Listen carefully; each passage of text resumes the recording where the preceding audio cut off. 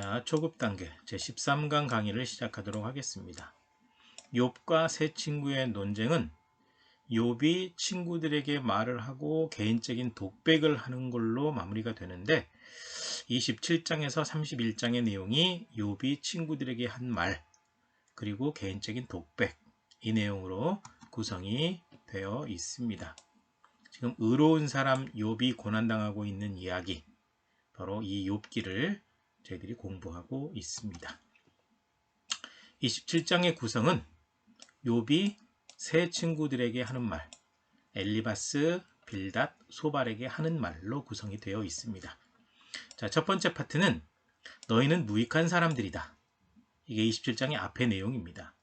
전능하신 하나님께서 나를 괴롭게 하신다. 그러나 나는 아직 살아있고 하나님과 동행하고 있다.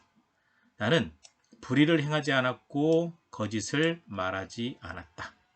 그리고 너희가 한 말도 인정할 수 없다. 너희가 지금 나를 공격하고 있는데 나를 공격하는 자가 불의한 자처럼 망했으면 좋겠다.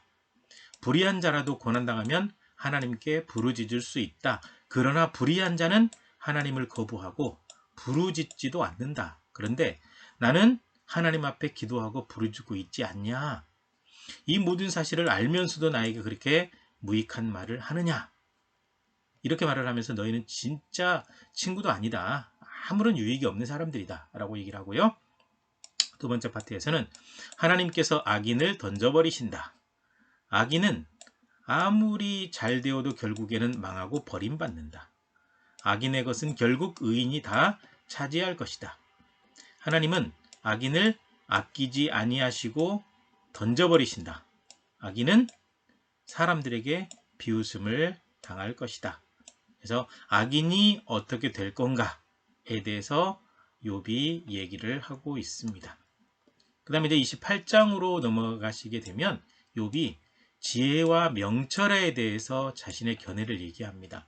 그러면서 일반적인 예를 먼저 들죠. 첫 번째 내용이 모든 것은 나는 곳이 있다.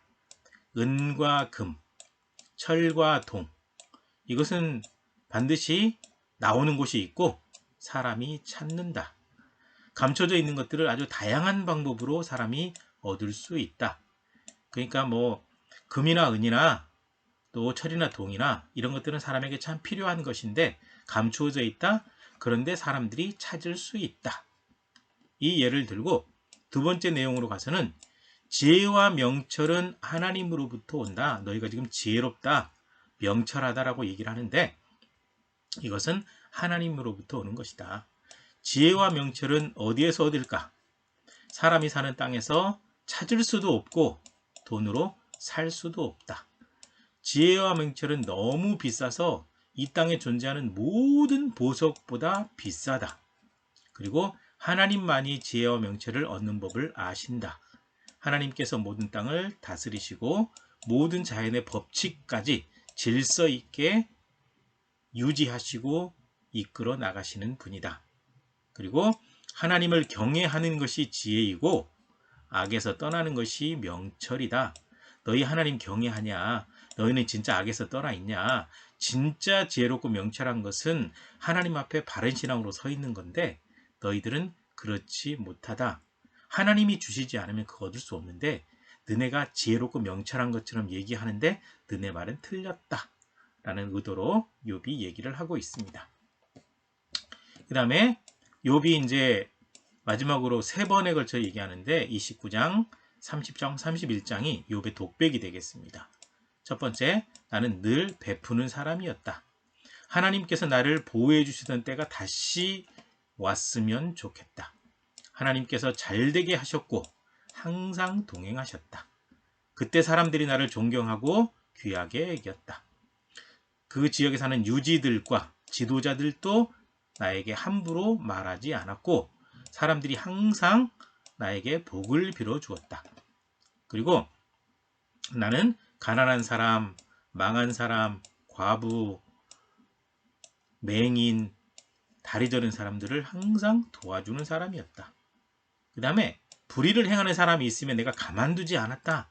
나는 많은 사람들에게 희망을 주는 삶을 살아왔다. 그러니까 세 친구가 욥에 대해서 굉장히 악하게 살았다고 얘기를 하는데 그것에 대해서 조목조목 반박하고 있는 것입니다.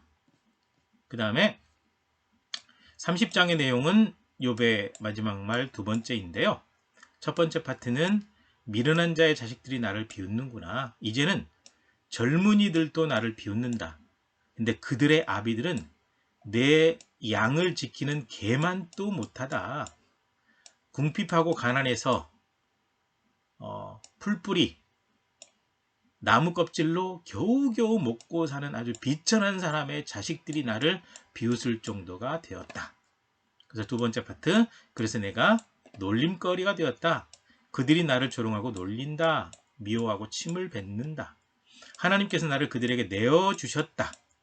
재앙 가운데 있는데 나를 도와줄 사람이 없구나. 세 번째 파트, 그래서 나는 큰 고난 속에 완전히 빠져 있다. 밤이 되면 뼈가 쑤시고 아픔이 계속된다.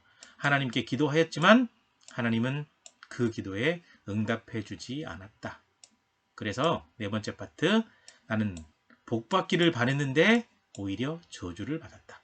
복을 바랬더니 화가 왔고 광명을 바랐더니 흑암이 왔다.